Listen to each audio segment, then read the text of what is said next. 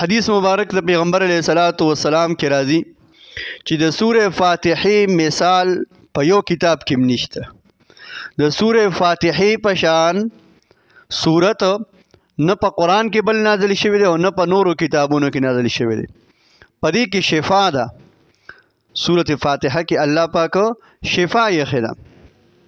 د پیغمبر علیه الصلاۃ والسلام عادت مبارک په خپل داو چې نبی علیه الصلاۃ والسلام به سحر او ماښام سورة فاتحه، سورة الاخلاص، سورة الفلق والناس دا به اولوستل او په ځان باندې به دم کړه.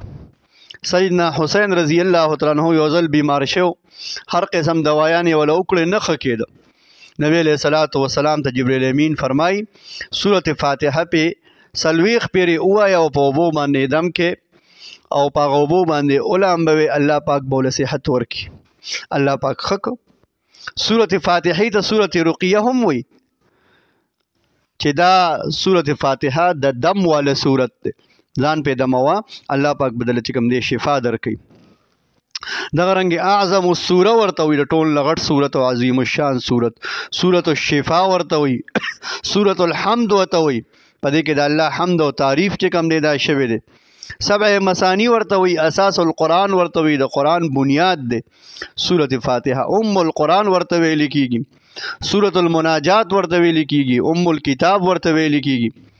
نو سورة فاتحه دا ډیر اهم سورت دی، انتهایی د فضایل والا او ډیر زیات چې کوم دی نو د دې فضایل په حدیث مبارکو کې راغلي. یو څو فضایل درته نور هم وایم. دغه رنګ حدیث مبارک کې راځي صحابه یو ورځ داسې کار وکړ چې یو کس لړم وخوړ، مار ولا ټک ورک. صحابو سورة فاتحه اولوستله او په هغه کس باندې دم کړله. الله پاک ټیک نبی علیہ السلام ته پته ولګېده. نبی علیہ الصلاۃ والسلام د دې خبرې هیڅ غږ ونه کړ. دې نه معلومه دا شوه چې صحابو دا دم صحیح کړو. لہذا څوک مار لړم اخري سورة فاتحه اولوله په هغه باندې ورشوف که الله جل شانه بوله چې کوم دی د هغه مار لړم د زهرو نه چې کوم دی څه ورکي شفا ورکي. دغه رنګې یو ورځ صاحب ابن زید رضی الله تعالی عنہ یو صحابي دی، په هغه دړ راغلی او ډېر شدید سخت دړ پې راغلی او نه ټیک کېده. نبی علیه الصلاۃ والسلام دی راوست، پیغمبر علیه الصلاۃ والسلام سورة فاتحه اولوستله، په هغه باندې شوف کړله او د خولې نه یې لاړې راواغستې او د هغه په هغه کوم ځای باندې چې دړ و په هغې باندې هغه لاړې ولګولې، داسې ګوته یې لمده کړله او د هغه په هغه دړ په ځای باندې راښکله. نو الله پاک د هغه دړ دا ټیک کړ.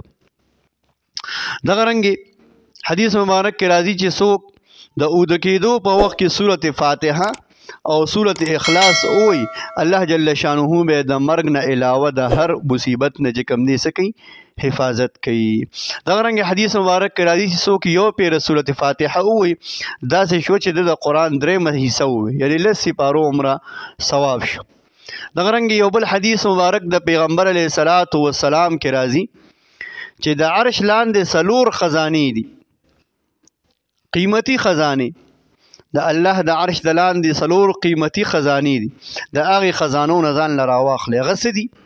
یو سورة فاتحه ده، یو آیت الکرسی ده او د سورة بقرې آخري آیاتونه او سورة الکوثر. لہذا سورة الفاتحه د ډیرو فضیلتونو او د ډیرو فایدو نه ډکه ده.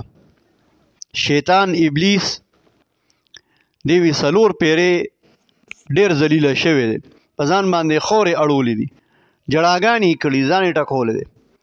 نمبر 1 کله چې دی لعنتي شو. نمبر 2 کله چې الله د جنت نه راوویشته ښکته ځمکې ته چې زه روکشه ځمکې ته کوز شه، دی ډېر ژړل، ځان باندې په سر خورې اړولې. او دریم کله چې پیغمبر علیه السلام ته نبوت ملو شو او څلورمه پیره باندې ډېر زیات وجړل او ډېر ذلیله شو، په ځان یې خورې واړولې کله چې سورة فاتحه نازله شوه.